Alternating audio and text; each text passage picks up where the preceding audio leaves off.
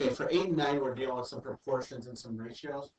Real quick, for this one, we want to get x and y separated. We're going to cross multiply. We'll go 14x minus 7y is going to equal 9x plus 36y.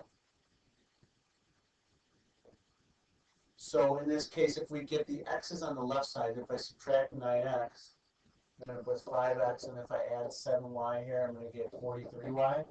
Now it's a matter of, I want my proportion to look like this, x to y.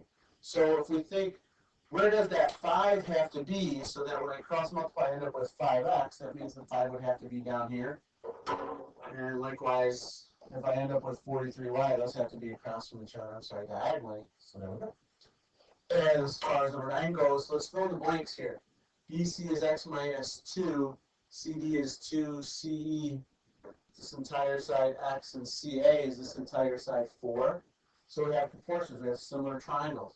So the top of the small triangle over the, the left side of the small triangle compared to the left side of the big triangle equals the right side of the small triangle to the right side of the big triangle.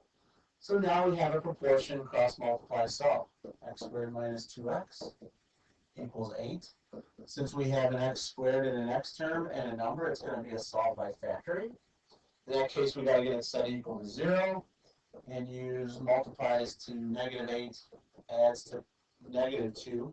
So we get negative 4, 2 as our factors. That means x is going to be 4 or negative 2. But if I plug in negative 2, I'm going to end up with some negative segments, like here and here, which I don't want. So we're just going to use x equals 4. And as far as CB goes, that's just going to be 4 minus 2, which is 2.